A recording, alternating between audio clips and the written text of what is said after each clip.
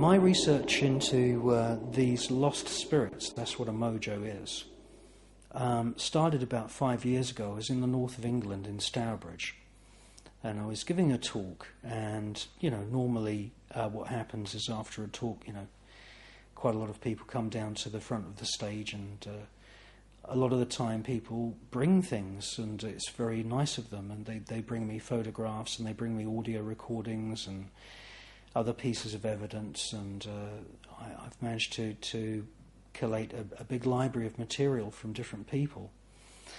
And this chap came up to me, and he had a large envelope. These photos that he had in the envelope were bigger than 8 by 10. They were really big. And he said to me, he said, "Do you want to see a photograph of a spirit?" And I said, "Well, yeah, I'm very interested in this type of thing."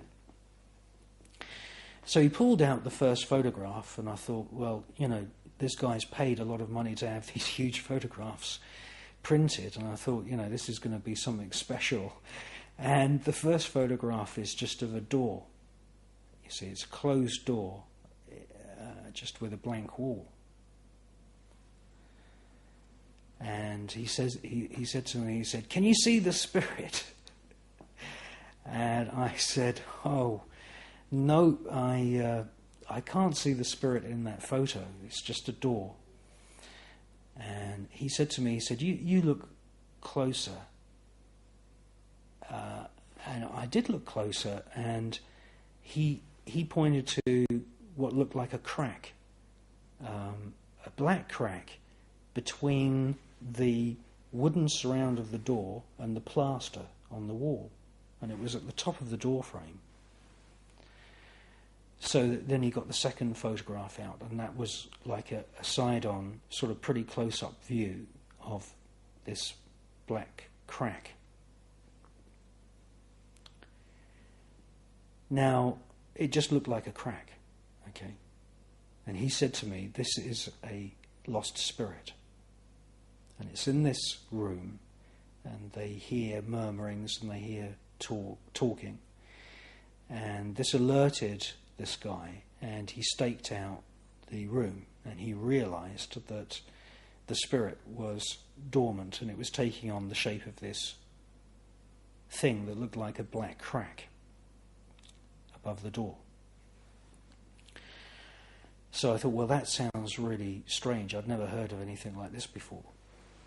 And then he showed me the third photograph, and you could clearly see then that, yes, it did look like a crack for most of its length, and then you could see that part of this blackness was sort of overlapping the edge of the actual door frame as if it was drooping slightly. And he said to me, that is a rare photograph. He said, "I call these mojos." And he goes, "They're everywhere." And then he showed me another photograph, and you could see that this thing had moved, and it sort of moved along the top edge of the wooden frame of the door, and part of it wasn't sort of in contact with the wall anymore. And you could actually see the join between the piece of wood that made up the top of the surround of the door frame and the wall. And I said to him, I'd never come across this kind of thing before, and is it still there? And he said, yes, it's still there, but he tries not to pass underneath the door. And I said to him, why? What would happen? And he said that these lost spirits hang around on the tops of door frames, waiting for somebody to walk through. Because what they want is they want somebody who's under a lot of kind of stress, or somebody who's under the influence of alcohol, somebody who's under the influence of drugs, to walk through, and then this mojo would actually drop from the door frame, and it'd go head first and enter that person's aura or their astral body through what he said was their crown chakra. So, I wish I'd taken copies of these photographs because I realized after I started researching the existence of these lost spirits, these mojos, whatever you want to call them, that photographs like this are extremely rare. And if this gentleman sees this film, I'd like him to send me copies of those photos.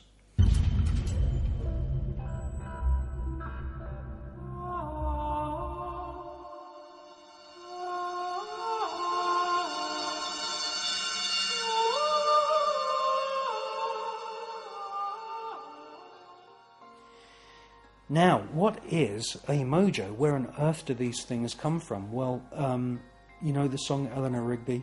All those lonely people. Where do they all come from? Over the years that I've dedicated into researching the spirit world, I've realized that many people die lonely. And they die lonely mainly because they've built barriers, built walls between themselves and other people through bigotry, arrogance. They've lived out of their lower self.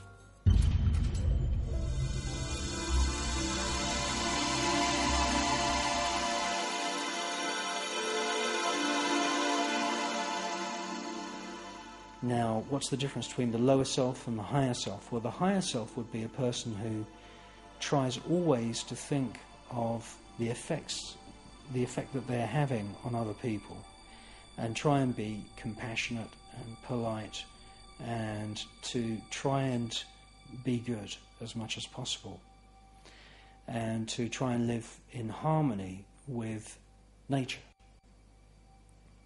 and always to be mindful of causing any kind of tension or stress with other people, trying to avoid that. And that would be somebody who's trying to live out of their higher self. Unfortunately, millions, if not billions of people die, and they've lived their lives in their lower self. They have not bothered to read, they've not bothered to research anything about the death experience, even though they must have known that death was inevitable. And these people have died lonely, and they have not fulfilled the dreams that they might have had when they were children. And therefore, their spirit finds it extremely difficult to separate from their physical body, but nonetheless they do separate. And because they really shielded themselves from any kind of spiritual thought, they just allowed themselves to be force-fed by television, and television doesn't have really any serious spiritual information on it whatsoever. The spirits of these people hang around because they think, well, the game is not yet over. The spirit is free of the physical body, which in most cases would have been in pretty bad health. And so they discover this new form of freedom as a spirit. However, they realize that they're imprisoned in some way because they have no idea of how to move on, go to a higher spiritual plane. And so what they do is they take up residence in places which don't have too much movement of people. They prefer dusty, unclean rooms, and like this man said, they take up residence on door frames. And this is a very common thing, and you'll find that there are millions, if not billions, of lost mojo spirits, whatever you want to call them, in every city around the world.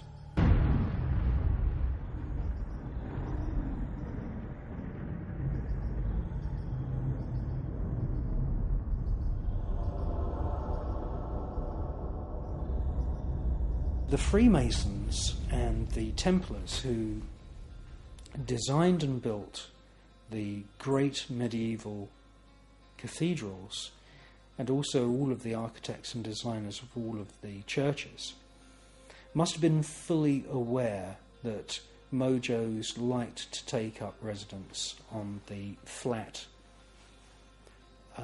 part of a door frame, because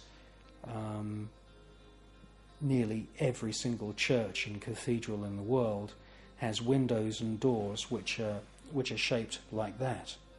And the reason that they're shaped like that is so that the mojo just sort of slides off and cannot actually get a grip on a doorway which is shaped like that.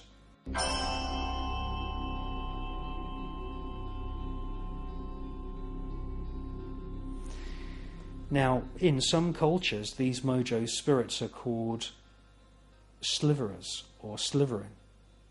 Now, where have we heard Slytherin before? Well, we see it in Harry Potter.